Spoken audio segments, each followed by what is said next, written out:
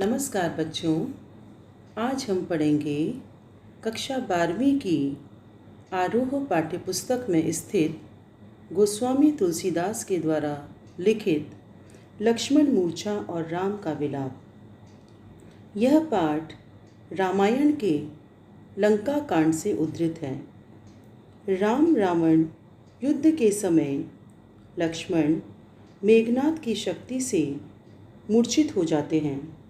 इस प्रसंग में संजीवनी बूटी लेने गए हनुमान की देरी के कारण राम अपने छोटे भाई लक्ष्मण के जीवन के लिए चिंतित हो उठते हैं। प्रसंग कुछ इस प्रकार है।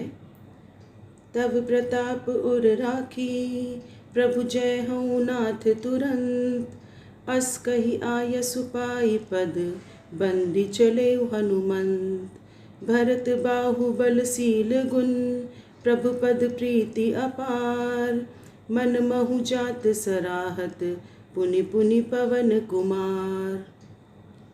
हनुमान भरत से कहते हैं, तब प्रताप उर राखी, आपके प्रताप को, आपके यश को हृदय में धारण करके हे प्रभु, मैं तुरंत संजीवनी बूटी लेने के लिए जाता हूँ। अस कही ऐसा कहकर आयसु पाई और भरत की आज्ञा लेकर पदबंदी उनके चरणों की वंदना करके हनुमान तुरंत चले जाते हैं। मार्ग में जाते हुए हनुमान भरत के बाहुबल, सुकोमल व्यवहार, विभिन्न गुण और राम के चरणों में अपार प्रेम देखकर उनकी मन ही मन बार बार प्रशंसा करते जाते थे। दोहा छंद है। हनुमान भरत की शक्ति, सत्ता, राम के प्रति प्रीति देखकर अत्यधिक प्रभावित थे। भरत और हनुमान दोनों श्री राम के चरणों में भक्ति भाव रखते थे। संवाद और कथा शैली का यह संगम अनोखा बन पड़ा है। अवधी भाषा का प्रयोग है। पुनि पुनि में पुनरुक्ति प्रकाश अलंकार है।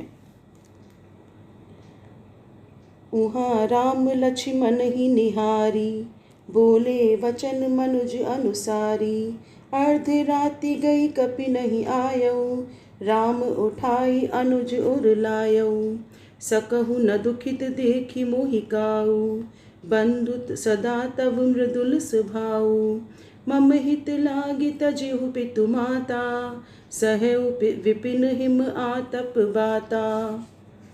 और उधर राम मूर्छित पड़े हुए अपने छोटे भाई लक्ष्मण को देखते हैं और मनुष्य के अनुसार वचन बोलने लगते हैं।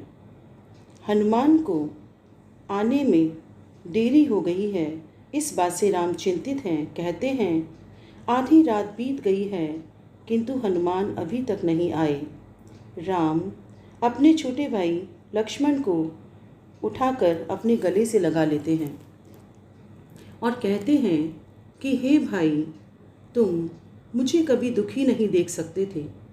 तुम्हारा स्वभाव मेरे लिए हमेशा कोमल और मृदु रहा है।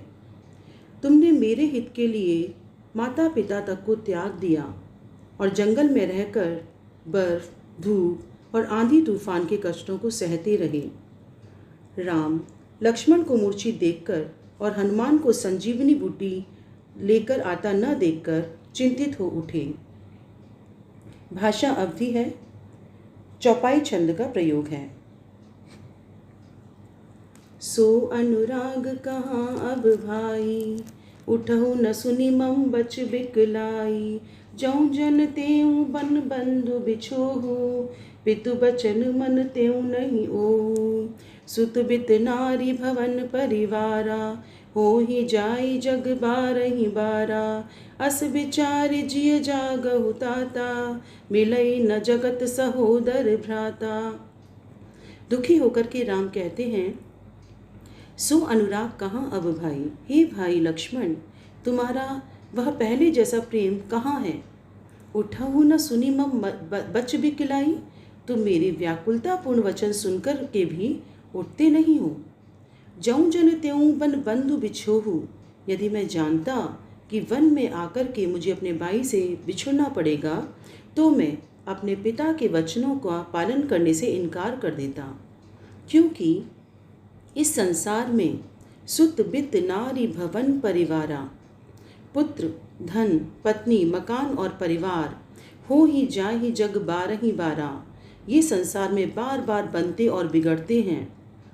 अस विचार जिय जागहु ताता, और हे भाई लक्ष्मण, तुम ये बात सोच करके जाग जाओ, उठ जाओ, क्योंकि मिलई न जगत सहोदर भ्राता, इस दुनिया में सगा भाई पुनः नहीं मिलता। राम ने भ्रातृ प्रेम की तुलना में पुत्र धन पत्नी भवन और परिवार सभी को हीन माना है। अवधी भाषा का अत्यंत भावपूर्ण प्रयोग है, चौपाई छंद है, करुण रस की अभिव्यक्ति है।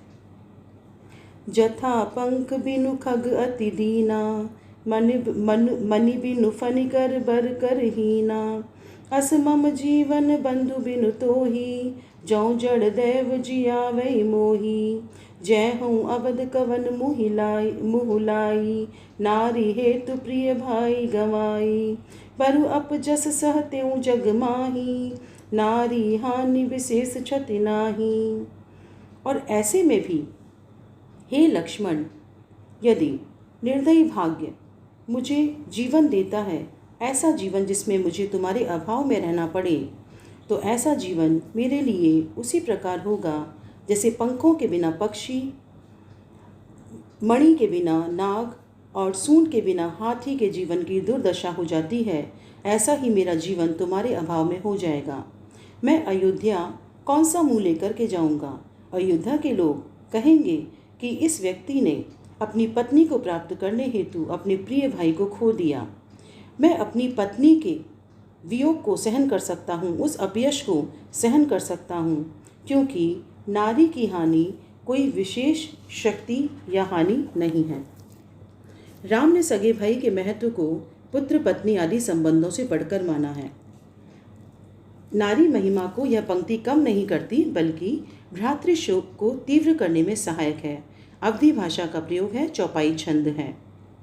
अनुप्रास की छटा पूरे काव्यांश में व्याप्त है। यह वर्णन अत्यंत भावपूर्ण है।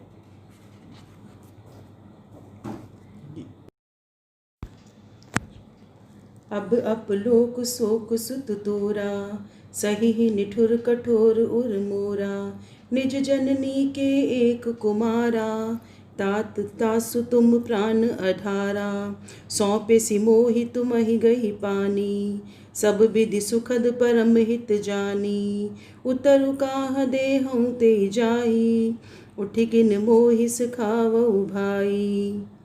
अब राम कहते हैं, हे पुत्र लक्ष्मण, अब मुझे इस दुनिया में अपनी पत्नी खोने का दुख और तुम्हें खोने का दुख, दोनों शोक एक साथ सहन करने पड़ेंगे, और मेरा यह कठोर हृदय दोनों शोकों को साथ में सहन नहीं कर पाएगा, क्योंकि तुम अपनी माता के एकमात्र पुत्र हो और तुम ही उनके प्राणों का आधार हो।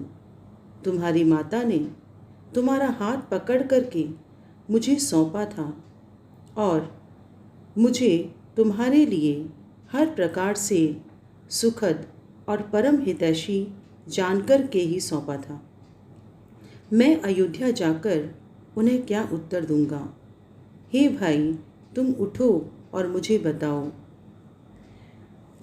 भगवान शंकर इस कथा के वाचक हैं और वह अपनी पत्नी उमा को संबोधित करते हुए कहते हैं कि बहुविधि सोचत सोच विमोचन, की शोकों से मुक्ति दिलाने वाले राम आज अनेक प्रकार से खुद शोक या चिंता में पड़े हुए हैं और उनकी कमल के समान नेत्रों से आंसू बह रहे हैं। वाचक शिवजी पार्वती से बोले, देखो वे राम जो स्वयं संपूर्ण हैं, अखंड हैं, अद्वितीय हैं, अपने भक्तों को कृपापूर्वक मनुष्य लीला दिखा रहे हैं। वे जानबूझकर सामान्य नरों जैसा आचरण कर रहे हैं। राम के विलाप में स्वभावोक्ति अलंकार है। राम के लिए 3 विशेषण प्रयुक्त हुए हैं: सोच विमोचन, राजीव दल्लोचन और रघुराई अवधी भाषा का अत्यंत कोमल, करुण और तरल रूप प्रयुक्त हुआ है। अगला सोठा इस प्रकार है। प्रभु प्रलाप सुनिकान, विकल भये वानर निकर, आई गयौ हनुमान, जिमि करुणा महावीर रस। प्रभु का विलाप सुनकर वानरों का समूह दुख से व्याकुल हो उठा।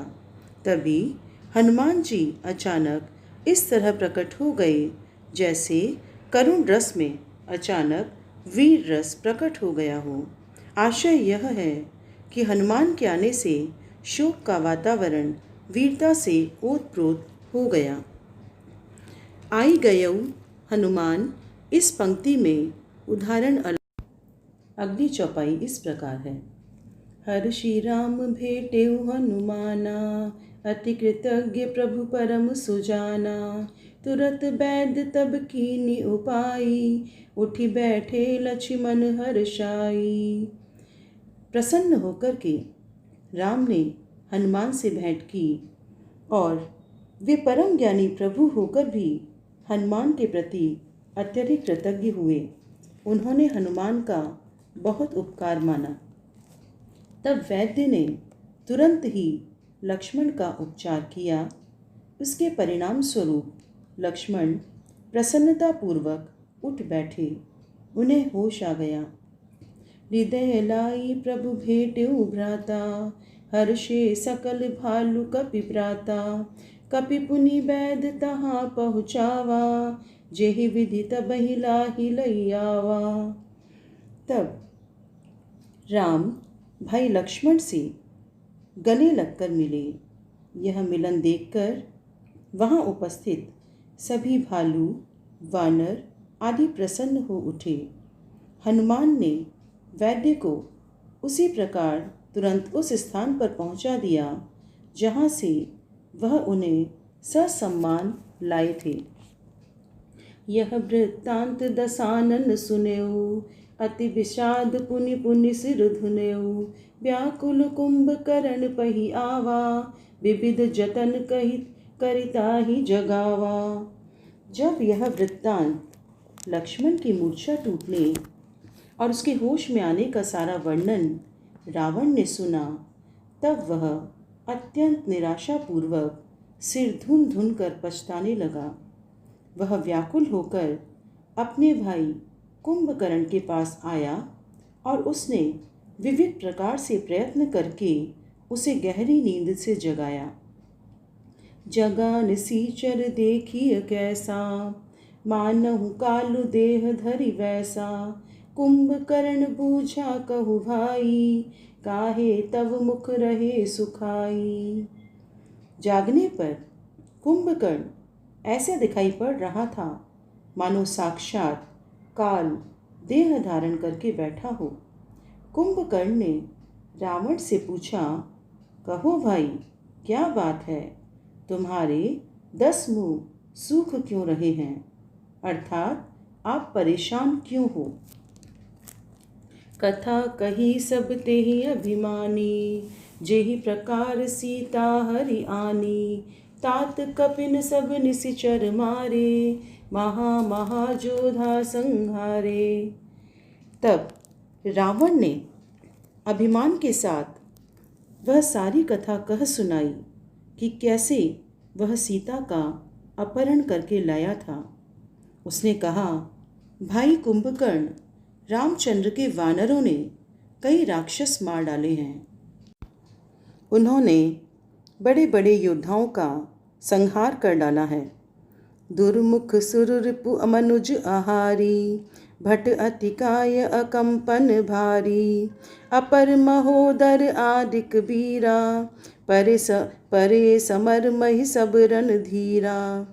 दुर्मुख, देवशत्रु, मनुष्य भक्षक, महान योद्धा, अतिकाय, भारी भरकम अकंपन और महोदर आदि अन्य वीर रणधीर युद्ध भूमि में मरे पड़े हैं। रावण ने कुंभकर्ण के सामने अपनी सारी व्यथा कह सुनाई। उसने बताया कि किस प्रकार उसने सीता का अपहरण किया और राम से युद्ध करते हुए उसके बड़े बड़े योद्धा मारे गए।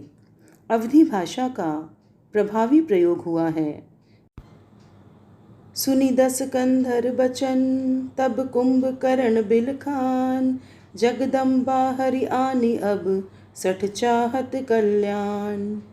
रावण के ये कुवचन सुनकर कुंभकर्ण दुखी होकर कहने लगा, अरे दुष्ट, तू जगत जननी सीता का अपहरण करके भी अपना कल्याण चाहता है। यह कदापि संभव नहीं है। रावण के लिए दशकंधर शब्द का प्रयोग सुंदर है। सीता के लिए कुंभकर्ण के मुंह से जगदम्बा कहलाया गया है। इससे तुलसी की भक्ति भावना प्रकट हुई है। कुंभकर्ण बिलखान में अनुप्रास अलंकार है। दोहा छंद है। अवधी भाषा का प्रयोग है। यह पाठ यहीं समाप्त होता है। धन्यवाद बच्चों।